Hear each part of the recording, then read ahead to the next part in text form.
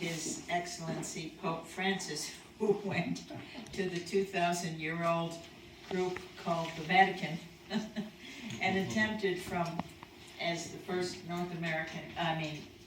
Western Hemisphere person to deal with that hierarchy. So this is what has happened, and somehow, magically, being from Argentina, he has reached out to one of our Continental Dialogue members, Sylvia Zimmerman del Castillo, who was a journalist. She is a values person who has studied the anthropology and art and history of many of the countries in Latin South America. She has put together a group at the request of His Excellency to look at what was her point, and which was emphasized in the total volume we did about the future of the Western Hemisphere, and of which she was a co-author and a member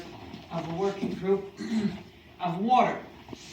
So the question has been, since the Pope has decided there will be a major meeting in the Vatican, or in Rome, immediately next to the Vatican, and he has decided that the timing will be middle March of 2017. We have, and she has decided that the committee for the Western Hemisphere will be Sheila, Gerardo Gil from Mexico, myself, and one or two other members. There is a German member named George Geer, and one or two other members. She's done a lot of back and forth with the various representatives that the Vatican Council has sent to her, and she has now an accepted 2-day agenda.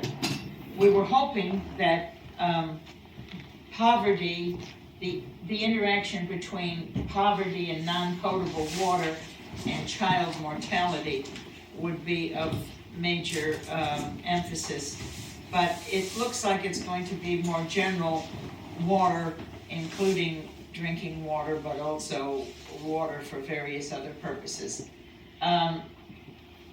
It seems like a remarkable opportunity that the leader of 1.3 billion very devoted people would come to us, the associations of the Club of Rome in the Western Hemisphere, and say, we would like to interact with your thinkers and guidance. So this is where we are. We're going to have a joint conference with the Pope and the powers that be in the Vatican. He himself, His Holiness Pope Francis, will be there to address us and have an ecumenical, the way he did on climate change, and he will have one on water. And the sanctity, we have written volumes, Sheila and I, and sent it onward, so hopefully one of our members in Usicor, Reverend Father Thomas Berry, has written a series of books, including Dream of Earth, which talk about the holiness of natural resources, but there's nothing more holy, since we are 90%, 98% water, than water itself, without which there is no life as we know it, with the carbon that we're made out of. So there's a holiness to the water, and it seemed to me, as one of the organizers, that we should be talking about, is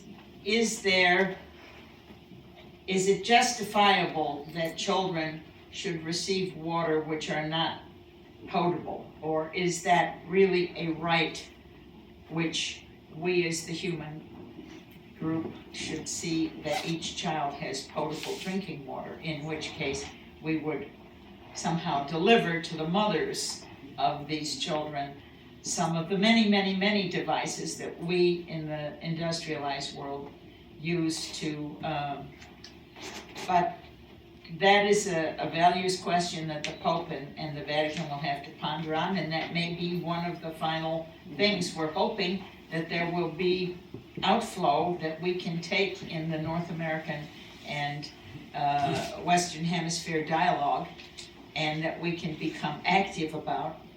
Physicians like Ed Nabke and Ryan Jackson from our group, and that we can go forward with some kind of very needed public health into the most poverty laden parts. But anyhow, there is more to come. It is Marilyn, do you know the exact date? The 22nd and 23rd. 22nd and 23rd of March.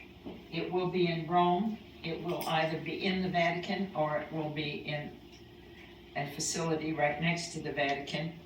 And how many invitations each of our associations in the Western Hemisphere will have, I don't know, but it could be as much as 20, it could be as few as 5.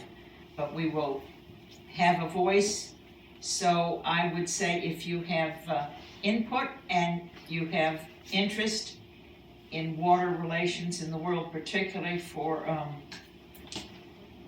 poverty, talk to Sheila about it, because we will definitely have input and voice into the Pope's cogitations on this, and he has, of course, one of the biggest outreach groups in the world, reaching 1.3 billion people. So I feel very, very encouraged that major institutions such as the Vatican are finally finding us as wisdom keepers. Thank you very much, Anitra. Remember, I'm not sure whether it was